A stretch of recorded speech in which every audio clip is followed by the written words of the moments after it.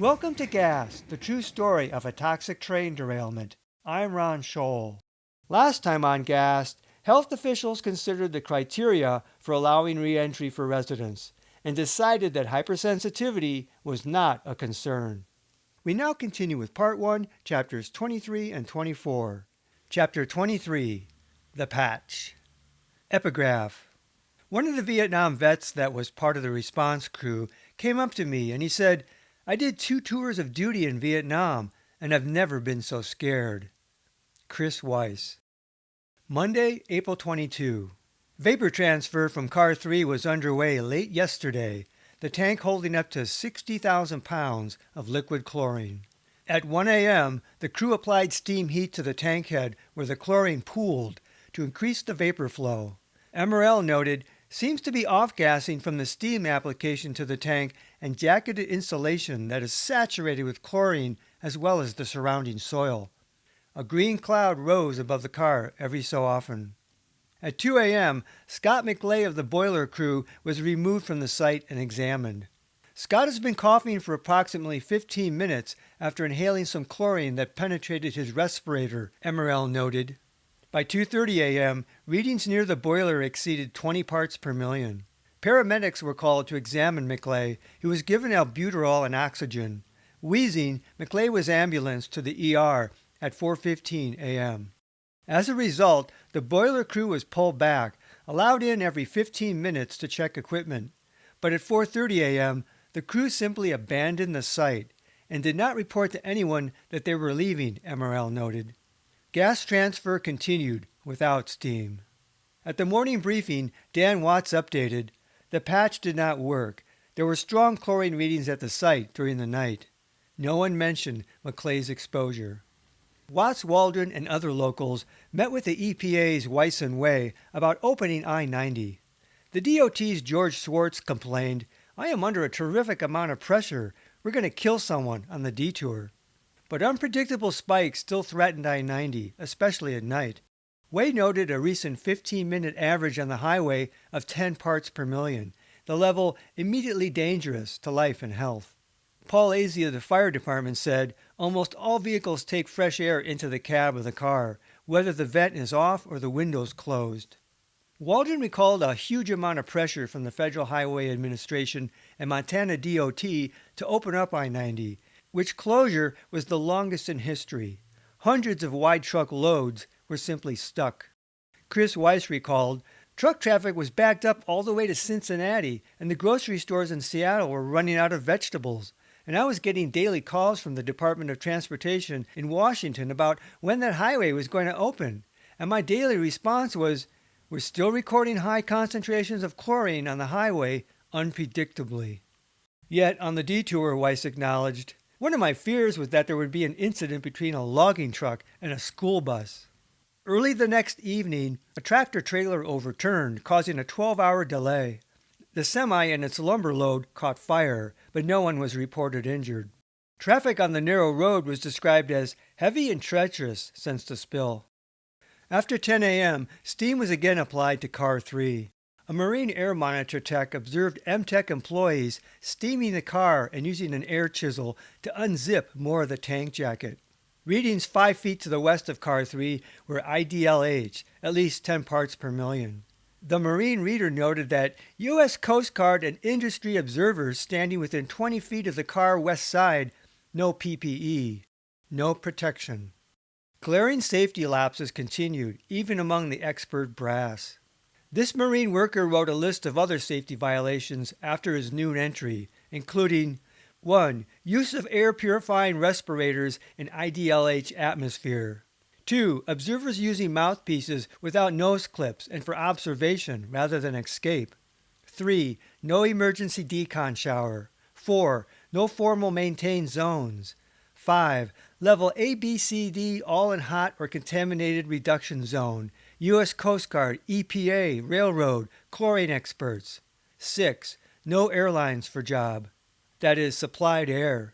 Chlorine is obviously going to require Level A, he wrote. Mr. Marine would have more to say. The techs reported today, when the ice was cleared from Car 3, a large dent was observed on the end of the car. This car should not be moved until it is finished. Vaporization increased pressure, and the FRA noted the tank could not be heated too fast because the patch would start leaking, causing very high chlorine readings in the area. Occasional low positive readings continued to be measured far from the site. That afternoon, Envirocon began excavating the accessible contaminated soil, piling dirt on poly sheeting on the south access road. Most of the soil was expected to be dug up today, except for around car 3. The soil removal would be done in stages. First removing the cressolate-stained soil in the ditch, then the potentially contaminated soil beneath, and lastly, the mixed cressolate chlorine-stained soil around and under the tanks after they had been emptied and moved. As Envirocon worked, Marine began the first air sampling for other chemicals to see what was stirred up, such as chlorinated phenols. Mr. Marine monitored for chlorine during track hoe operation. West of car 3, peaks were greater than 20 parts per million, the short-term exposure limit 10 parts per million. Mr. Marine wrote, "Chlorine appears to be coming from under the tank car rather than soils." At the same time, Mr. Marine noted, a representative from American Association of Railroads was on the site, west of car, no respirator, informed to use respirator or leave the area. Worst offenders on respirator use are Chlorine Association experts. Overconfidence, not ignorance. At 3:30 p.m., the site's short-term exposure limit was 15 parts per million, with peaks still over 20 parts per million, the monitor limit. At 3:45 p.m., the STEL was 15.7 parts per million, and the 3.5-hour time-weighted average was 2.2 parts per million, with peaks still over 20 parts per million. A very hot zone with lukewarm safety. Then the wind shifted. Now Marine noted direct readings of 10 to 20 parts per million at the east barrier at 4:15 p.m. Even the decon station east of the site received hits of 1 to 2 ppm. Way reported that chlorine concentrations of 80 to 100 ppm were recorded in the hot zone this day. Anyone taking an unprotected breath would suffer greatly. At the night shift briefing, Watts updated. There is chlorine frozen beneath the tank. As the steam melts the chlorine, it sends up spikes. Plus, the damn patch leaked. Lieutenant Mike McMeekin warned, keep your SCBA with you at all times. Within 30 minutes, the second worker at the site in 18 hours was exposed to chlorine during the steaming process. The contract employee was not wearing any breathing apparatus. Marine reported a Hulcher worker was exposed, and EMT personnel said he was in pretty rough shape. He was transported to community hospital. McMeekin said the unprotected worker walked into a pocket of gas. Mr. Marine was likely not surprised. Mr. Marine's criticisms ultimately made it into the Marine Environmental Report, which MRL withheld from the public record until it surfaced in 2000 litigation.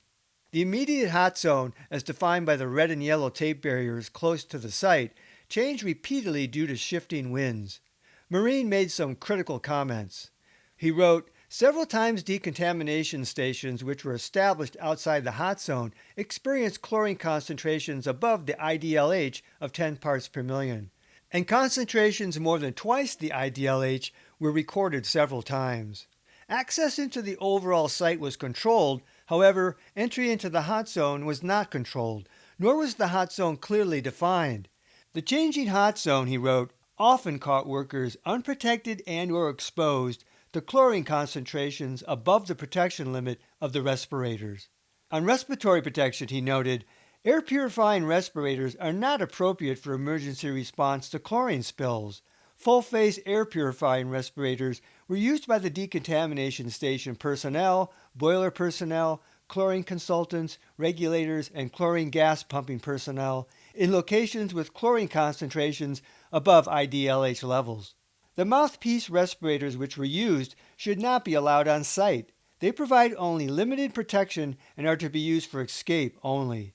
Some personnel used them to observe operations in the hot zone. According to Mr. Marine, this included federal personnel and industry experts. He noted, chlorine measurement on top of the damaged cars identified chlorine exposures over 100 parts per million and STEL exposures greater than 50 parts per million. However, the workers in the area were protected only with full-face air purifying respirators. SCBA was required. He continued, airline respirators which were rented after arrival at the site failed on 2 different occasions while workers were in the hot zone directly in a chlorine cloud. One worker had to be cut out of his level A suit after the airline respirator failed. Mr. Marine concluded, it is also important to note that 2 workers who were not wearing appropriate respiratory protection near the hot zone received chlorine exposures that resulted in their being transported to the hospital by EMTs. Fortunately, their injuries were minor. Other workers also received exposures above the OSHA permissible exposure limit and in some cases above the IDLH, but did not require emergency treatment. Marine reported that several more workers than documented in the logs suffered significant exposures, mainly because of unsafe practices. All of this occurred after the EPA was allowed on site. No worker exposure injuries were reported publicly. Tuesday, April 23. More rain was coming with high winds. Transfer from Car 3 continued overnight under a new bank of lights. The techs maintained a slight pressure of 2 psi, but even this strained the leaky patch. MRL reported, readings in the pit on the west side are 37 to 40 parts per million. At 2:40 a.m., the tech shut down the boiler due to readings in excess of 80 parts per million at the north hot zone area. But chlorine had already drifted to the edge of the broader hot zone. Smell of chlorine at the forward command post very strong at 2:45 a.m., the techs noted. 2.2 parts per million was detected at the security point at the Natural Pier Bridge and 1.6 parts per million at Hulcher's trailer. The gas threatened forward ops almost 3/4 of a mile away with no warning. Chlorine also drifted north. At 3 a.m., MRL noted readings in excess of 10 parts per million at mile marker 73 on the highway. The fixed monitor at the Natural Pier Bridge peaked around 2.5 parts per million, then readings drifted between 0 to 0.2 parts per million for about an hour. On I-90, spikes peaked over 14 parts per million and stayed high about an hour. On Reardon Lane, the peak hit 86 parts per million. Chlorine gas infiltrated all directions. At 3:30 a.m., the steam was still off, but pressure in Car 3 rose to 4 psi. Marine recorded just after 4 a.m., site vacant. Abandoned, the site was too hot to handle. By 5:15 a.m., readings dropped with tank pressure down to 1 psi. The techs resumed steaming at 6 a.m., though Reardon Lane still peaked at 80 parts per million and I-90 at 6 parts per million. Following the pattern of recent days, readings quieted by 8 a.m. Leahy noted chlorine readings were 2.5 at the Natural Pier Bridge. Can smell it in Alberton, she wrote. A reading of 2.5 parts per million should have triggered a pullback at the forward command post, or, as Weiss put it, moved the circus, but there was no record of any this night. Weiss, 2.5 parts per million of chlorine in the air would have been intolerable, so anybody exposed to that either would have had a respirator on or they would have had to withdraw. That's a huge warning. Basically, that screams, get out of the way, or put your mask on, go inside and shelter in place.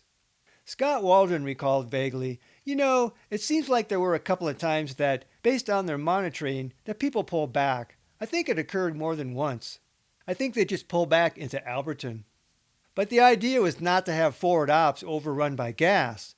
This hadn't even been a major release. Weiss didn't recall hearing about this incident. No EPA report, including Way's daily reports, mentioned the evacuation. But chlorine put crews on the run this night.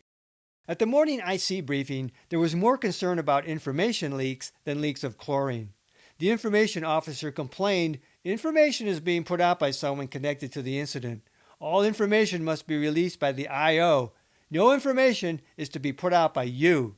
There was information that the site was evacuated last night.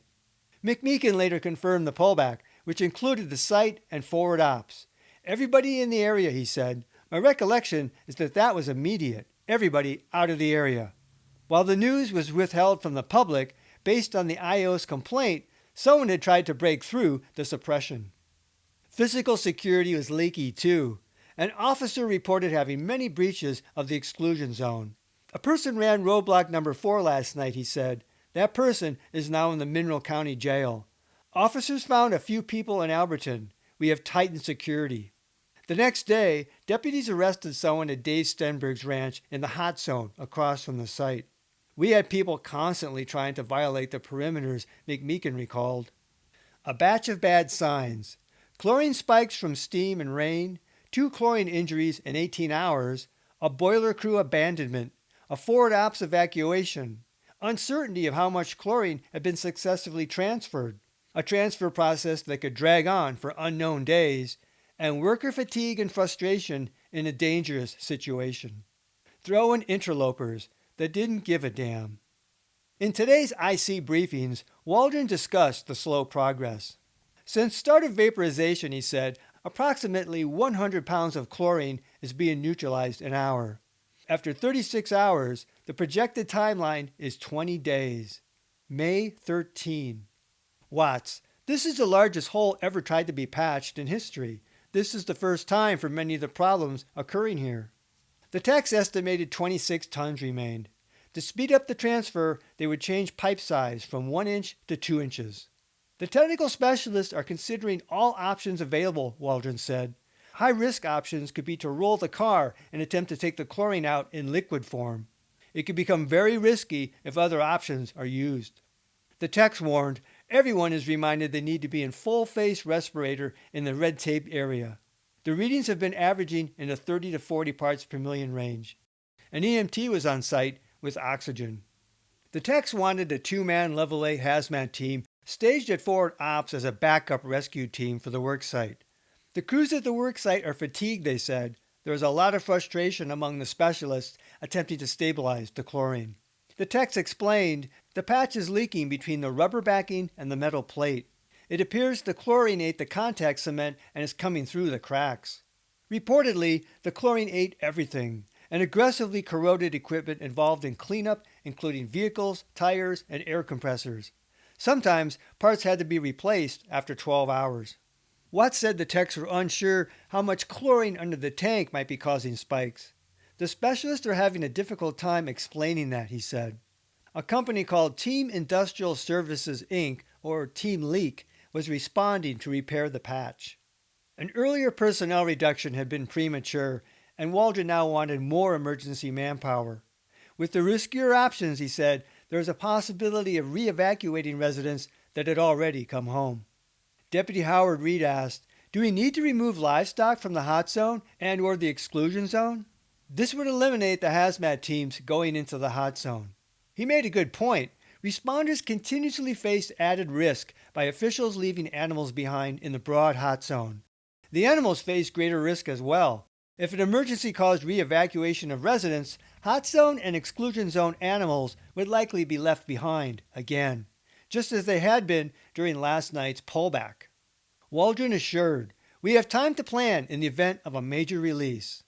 Deputy Reed, some of my people have concern about entering the exclusion zone.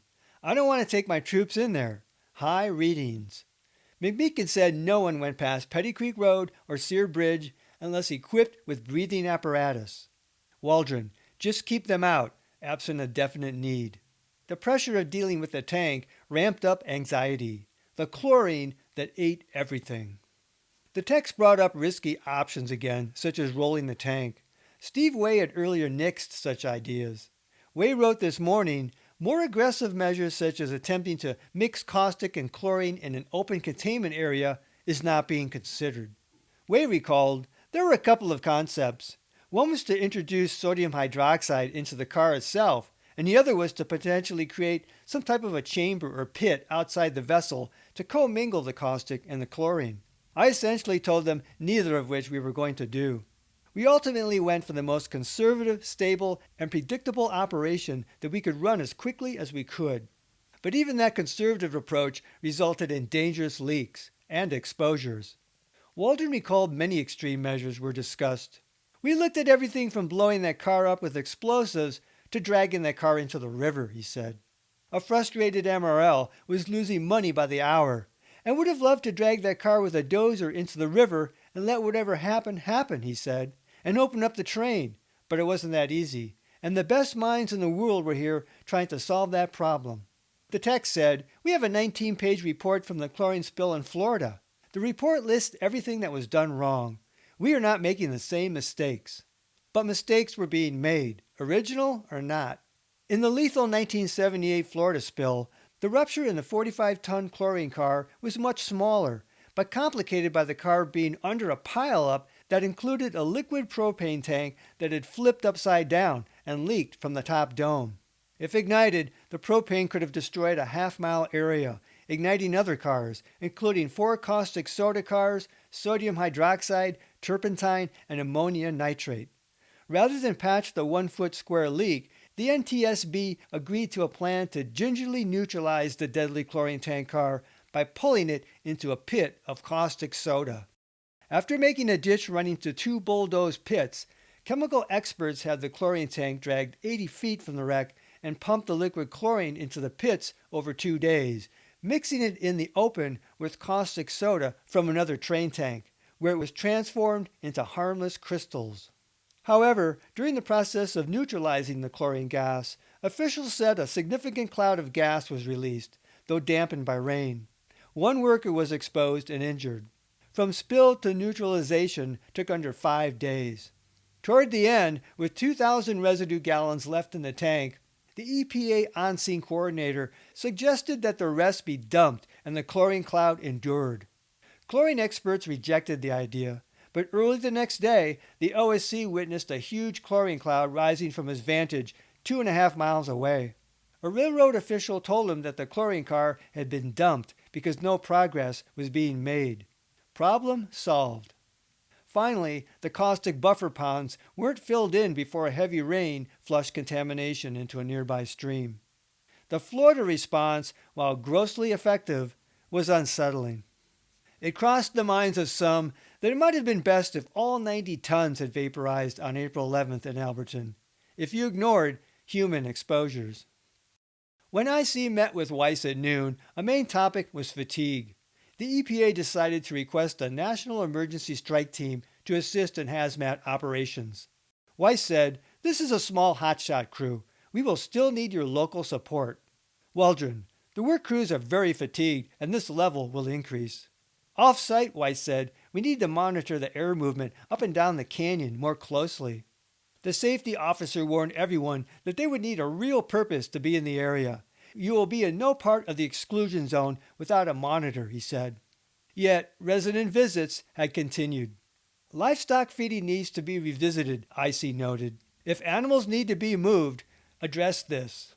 Waldron wanted it settled. "Livestock," he said. "Do we need to move them?" Without a decision, Watts next announced that the techs were still looking at a process to take the chlorine off in liquid form. "We are going to speed the process up," he said. "They are considering tapping the tank, rolling the tank, a risky process earlier rejected." McMeekin said Way asked that at the 2 p.m. evacuee meeting, avoid any projection of a reentry date. On day 13, nothing seemed lucky. Weiss recalled wanting the EPA's Environmental Response Team out of Edison, New Jersey. "When these spikes of chlorine occurred, it's clear that the chlorine specialists didn't know what to do. We couldn't fix it. The patch didn't work. We couldn't pressurize the car. It continued to evaporate unpredictably. So at this point in time, Steve and I are going, okay, we've been here for almost 2 weeks. If this goes on for another month or 2 months, what are we going to do?" Steve and I at this time had been sleep deprived for a week, and we were on the threshold of calling the emergency response team guys that we know and work with and trust, and start a rolling watch crew. So you have at least 2 federal guys on scene all the time. Way recalled, most of our days there were probably anywhere from 12 to 16 hours, if not more at times. This was a perilous time in the incident, a seemingly endless struggle to transfer the leaky Car 3 amid frustration and fatigue felt by everyone, evacuees included. Way, "We definitely were getting stretched. The nature and the intensity of the incident and the interaction with the community and the public and other officials at the site, it takes its toll. You're always on demand, and your attention is key to what's going on." Weiss, "It was a war zone. Honestly, I had one of the Vietnam vets that was part of the response crew came up to me after about 7 or 8 days into the incident, and he said, 'I was never so scared. I did 2 tours of duty in Vietnam, and have never been so scared.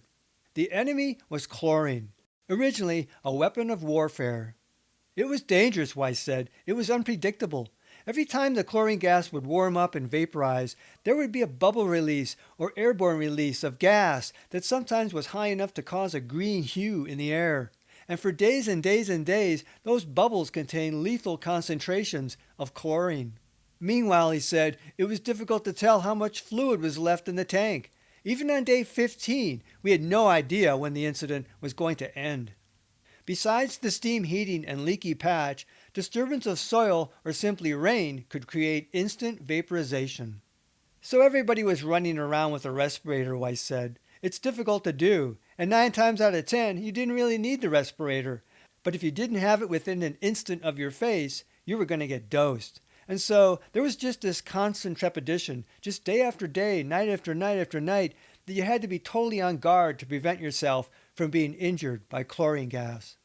Lack of vigilance meant chlorine gas roulette. Yet many people at the site had spun the wheel.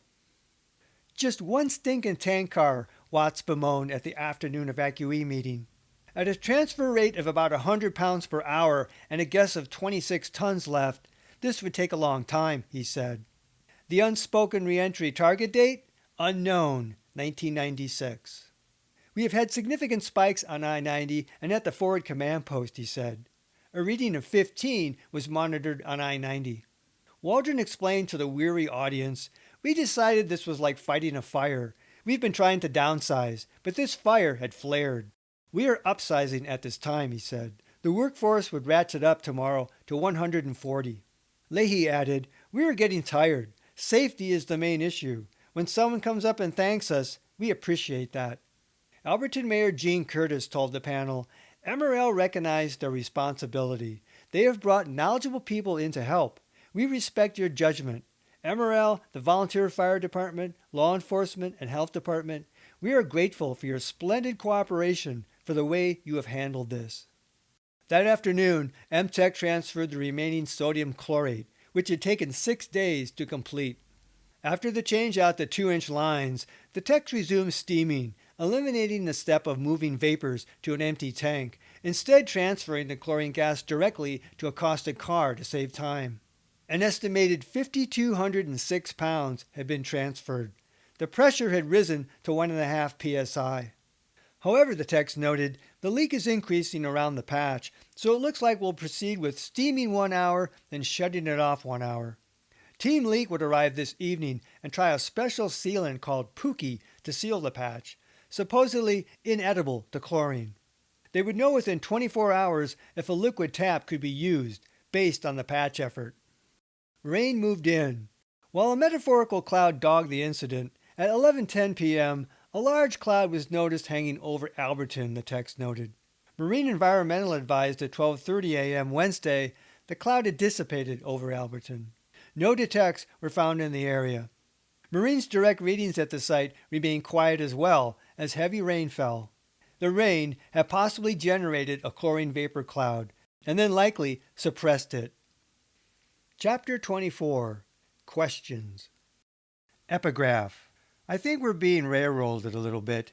I'd like to have a chance for myself and others to speak. Paris Young. Enough of these damn questions. Lucinda Hodges. Monday, April 22. Today's evacuee meeting offered more drama. The moderator again was Dixie Dees. We had a lot of comments about yesterday's meeting. Some good, some bad, some in between. Some didn't care, Dees began, referring to the no public questions format from yesterday. Dees, so we're going to try the same format again today and then see how it works. And we'll see if we're going to do anything different again tomorrow. A woman shouted, could you allow questions after? There are some questions people want to have heard, and we can't follow everybody around the room. Man in audience, why don't we put it up to a vote which format people would like to see? Several people, yeah. Dees, okay. Same man, so it's a decision of the residents which format we use. Dees, okay. Should we do like a hand raise thing? Yeah, okay, so there's 2 ways to do the format. One is the way we did yesterday, and then the other would be to allow questions. Different man, what did you do yesterday? Dees, What we did was have all the people up here speak, and then after they got done, the meeting was over. The experts stayed around, and the people could come up and talk to them. Our concern and our audience that we're trying to get to is the people from Alberton. Those were the people that we were getting phone calls from that said they felt like they couldn't get their questions in. So that's what we're trying to do, and that's why we changed that. We also had several calls about the length of the meeting, and there was so much information coming out. Some people had quit coming because of that, and we don't want that to happen either. So it's, Dee's balanced her palms like a scale, gum snapping. Kind of a weight thing. Dees didn't present the other side argument for people who wanted more public discourse and more information.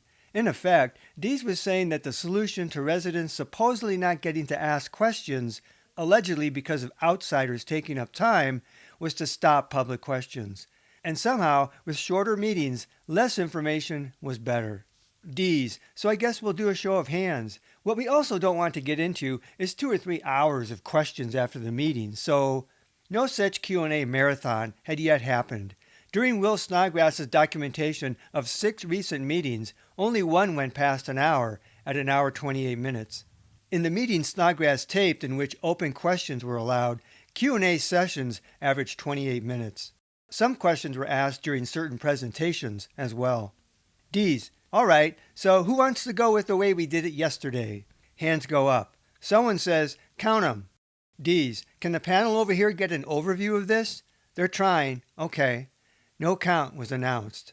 Dees, plan B will be that we will limit the questions to a 2-minute question. You have one opportunity and then somebody else has to speak that hasn't spoken yet. A time limit had never been offered before. Dees and the panel were making rules up on the fly. Woman in audience, and then also the experts at the end? Dees paused. Sure, we'll throw the experts in at the end, as long as they can stay. Okay, how about that? A bit like, let's make a deal on Robert's rules. Same woman, pumping up response. All right, yeah. Hands went up. Again, no one reported a count. Dees, all right, I think the other way has it. There were neither audible complaints nor sounds of agreement. Dees moved on. We've had some calls about some of the other meetings that are going on in town. Those are not sponsored by this incident or by Montana Rail. We do not know what they are. We don't have any involvement in it because we've had some questions about why we weren't announcing those meetings. That's because they're not ours. These were the early meetings of disaffected residents, apparently banned from announcement. After an update on Car 3 by Watts, Dave Torgerson of Olympus showed slides about sampling near the site. Once the chlorine was stabilized, he said, Olympus would make sure all the potassium crestlate material that was spilled is cleaned up and dug up, along with any chlorinated compounds. This was an obvious opportunity to disclose the change in the criterion of removing the bulk of the soil, but Torgerson didn't reveal the revised plan of leaving the soil on site after re-entry. A man in the audience asked Torgerson whether Olympus was doing any investigation to track the original gas cloud. Torgerson, well, we used some information looking at vegetation to try and get a feel of the extent, and then we went beyond that to make sure our sampling activities extended beyond what might be seen in the vegetation. No official had yet acknowledged the extent and pattern of vegetation damage. But when the resident tried to ask something more, Dees jumped in. Any questions will be held afterward, like everybody agreed on. Thank you.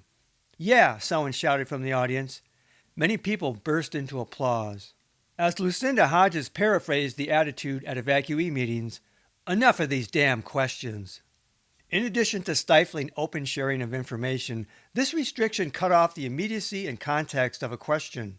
But now, this was censorship by the assumed majority, enabled and encouraged by officials. With presentations over, the meeting ended and once again, no open questions allowed. There was no mention of the fire last evening at Car 3, the night's chlorine spikes, or the inhalation injury on the boiler crew. As the meeting broke up, Paris Young told Snodgrass, I think we're being railroaded. Robbie Flynn, we just got railroaded. I noticed on the first vote there were three of those MRL people with name tags and everything raising their hand. They aren't any of the residents. Young went up to the unused microphone set up in back and asked, will there be a chance for a community forum here? For community discussion? Before the meeting's over? Will there be a chance for community questions and answers here? Someone said, no, they're not doing that. Some of the scattered crowd had already left. Young, I think we're being railroaded a little bit. I'd like to have a chance for myself and others to speak. Young was ignored, left to stand at a live mic in a dead room. Dee's decision to take a vote on having public questions at a public meeting was impromptu, amateurish. Yet no one on the panel spoke up about it. The panel got exactly what they wanted, no open questions. Vote or not, Snodgrass recalled, if you have health department officials there and it is a public meeting, it was on the fringe of being a government meeting requiring public input. The meetings were not conducted fairly, in my opinion. In my opinion, public comment was not sought, it was stifled. Snodgrass claimed, I was told not to distribute any more information, even though it came from given sources. So, my overall impression was that these meetings were not conducted to help the general population, but they were to minimize what had happened and keep the lid on. For many evacuees, the official meetings were becoming irrelevant as they felt pushed to organize their own meetings, as obliquely referenced by Dees. The official logs did not reflect that anything unusual transpired at this evacuee meeting. The media paid no attention. But officials' effort to control questions was viewed with deep suspicion, outright incredulity, by many residents. What were officials hiding, they wondered. University of Montana graduate student Hope Seek recalled an evacuee meeting without the time for questions and answers, she said. It was incredible. I was sitting in the back next to this woman who was pregnant, who was very concerned, and this woman stood up and said, this is ridiculous that there is no time for us to have questions. We are the ones who are the victims of this accident. We are the ones standing here who are not knowing what's going on. We need time to talk to each other, and we need time to talk to you. You owe us an explanation. You need to tell us what's going on. Throughout the crowd, Seek said, people muttered in agreement. You could tell that the people up front were getting a little bit nervous right after that woman stood up because she started crying. Right after she sat down, Paris Young stood up and said, why don't we all meet? We're having a meeting after this. Anyone who's interested, come to the meeting. And that right there was how the community group formed, Seek said. Overt attempts to limit questions coincided with health and exposure complaints, and a perceived withholding of information and distrust only grew in many residents. A stew of dissent was rising to a boil. With Garrett Smith's test array down, Energy Labs stepped up their turnaround. The April 23 Missoulian reported that early soil and wipe tests from homes within a third of a mile of the derailment bore negative results for migration of chlorinated compounds. Samples from Alberton had not been analyzed yet. Olympus did find evidence of trichlorophenol and chloroform within 200 feet of the tank cars. Peter Nielsen of the health department told the paper, we want that cleanup pretty much done and the contaminated soil contained in some way before re-entry. The chemicals are real odorous, he said. They could cause discomfort for some of the people who already had the chlorine exposure and may be sensitive right now.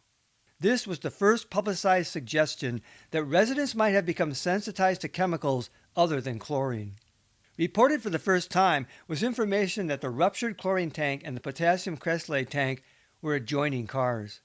The white dust reported by evacuees had yet to be tested because, quote, health officers have not been able to find any of the white dust or powder.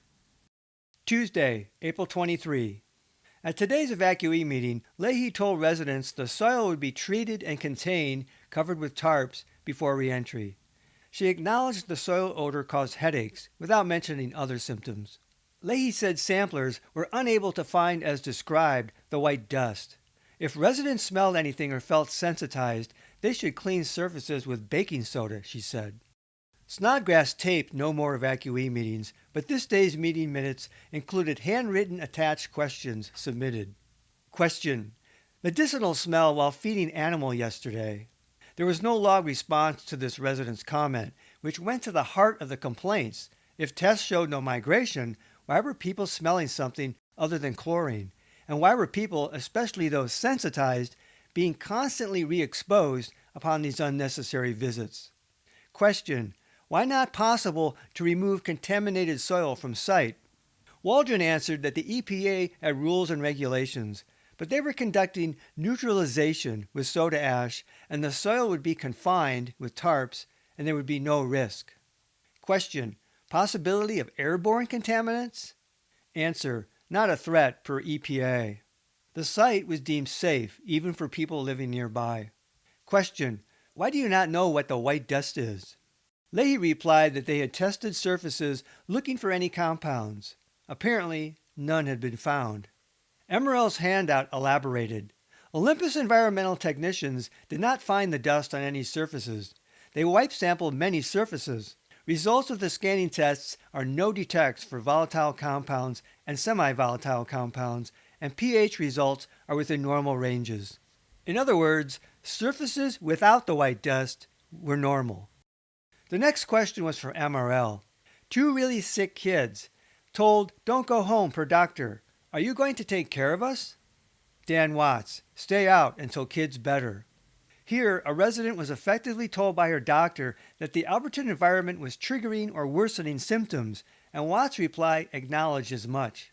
The leap of faith was that the children would get better and later have no symptoms upon returning home. The implied issue was re-exposure and sensitization. The next question came from someone living 7.5 miles west of the spill near Fish Creek. They wanted to know if it was safe to go home because 3 days after the spill, they self-evacuated because their eyes burned, they felt fatigue, and they smelled pesticides. We left because we don't feel it's safe to be home, the person said. Watts assured that chlorine monitoring away from the site was negative, though he acknowledged occasional smell to the west, he said. Walton then informed that officials were now in the process of moving all animals out. Logistically, too many problems to staff, he said. Someone with small children who lived in the reentry zone east of Petty Creek and had stayed out said others who had waited were going back today. Should we? Watts, yes. Reentry zone, okay. Waldron, will not hesitate to re-evacuate if necessary. Question, why are they moving animals out if it's safe for us to go back in? Waldron, higher levels of chlorine, meaning wherever these animals were. This meant animal removal was more than for logistics, as just stated, but also due to levels of chlorine. Question, area now being evacuated of animals? Waldron, being assessed. Natural pier area, west. This likely meant at least Plateau Road. Emerald's handout elaborated. Preventative safety measures are underway to vacate animals and livestock remaining in the hot zone to a different location due to the elevated chlorine levels in the air. The pet and livestock feed will not proceed tomorrow. Ultimately, however, no animals were removed and visits continued. Finally, the audience was again promised that an air model from the first day would be available, quote, soon. Officials were still trying to obtain weather information. While the tech struggled with CAR 3, progress was made on 2 of the criteria for reentry and a third was clarified. Testing for migration of chlorinated compounds was trending negative. No white dust had yet been found, and residents now knew the soil would not be removed prior to reentry. A malodorous question remained. What's that smell? Next time on Gas, the true story of a toxic train derailment, untrusting of official reassurances for long-term health and for the safety of the Alberton area, and angry with attempts to shut down public questions at meetings, some residents band together to form ACE, the Alberton Community Evacuees. Until then, this is Ron Scholl. Thanks for listening. This podcast is adapted from the book Gas, the true story of a toxic train derailment. Visit Amazon.com to see the 2-book series. To access support material in the book, such as maps, photos, illustrations, and video links, visit my Facebook page Gas, the true story, or watch my Gas playlist on my YouTube channel at RL Scholl.